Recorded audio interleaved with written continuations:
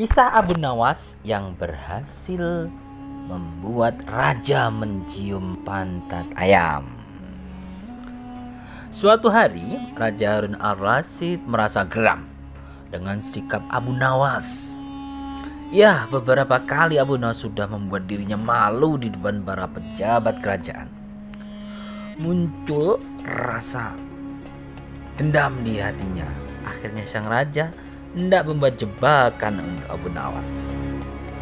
Seperti biasa, jika Abu Nawas gagal, maka akan mendapat hukuman. Raja Harun al-Rasyid pun akhirnya memanggil Abu Nawas untuk menghadap dirinya. Sang raja pun lalu memberikan pertanyaan.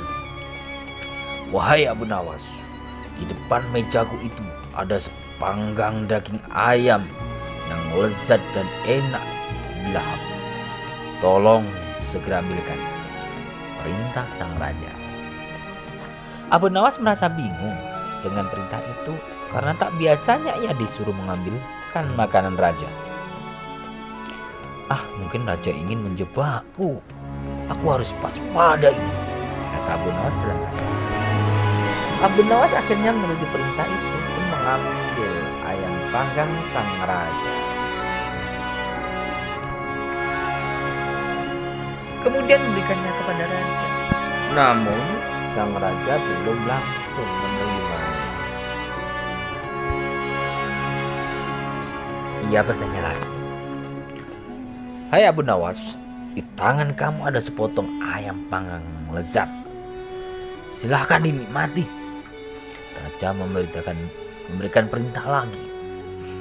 Baru saja Abu Nawas hendak menyantap ayam panggang tersebut, tiba-tiba raja berkata lagi, "Tapi ingat Abu Nawas, dengarkan dulu petunjuknya. Jika kamu motong paha ayam itu, maka aku akan memotong pahamu. Jika kamu motong dada ayam itu, maka aku akan memotong dadamu. Tidak hanya itu saja, jika kamu motong dan memakan kepala ayam itu, maka aku akan memotong kepalamu. Akan tetapi, kalau kamu hanya mendiamkan saja ayam panggang itu, akibatnya kamu akan aku gantung," titah sang raja kepada Abu Nawas. Abu Nawas pun merasa bingung dengan petunjuk yang dititahkan rajanya itu. Dalam kebingungannya, ia semakin yakin jika hal itu hanya akal-akalan sang raja demi untuk menghukumnya. Tak cuma Abu Nawas saja yang tegang, melainkan semua pejabat kerajaan yang hadir di istana tampak tegang pula. 10 menit lamanya, Abu Nawas hanya membolak-balikan ayam panggang itu. Kemudian Abu Nawas mulai mendekatkan ayam panggang itu tepat di indera penciumannya. Para hadirin yang datang atas undangan raja mulai bingung dan tidak mengerti apa yang dilakukan Abu Nawas. Kemudian terlihat Abu Nawas mencium bagian pantat ayam bakar yang kelihatan sangat lezat. Jika saya harus memotong paha ayam ini, maka baginda akan memotong pahaku. Jika harus memotong dada ayam ini, maka baginda akan memotong dadaku.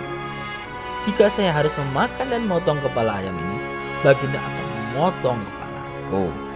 Tapi coba lihat, yang saya lakukan adalah mencium pantat ayam ini, kata Abu Nawas. "Apa maksudmu, wahai Abu Nawas?" tanya baginda raja.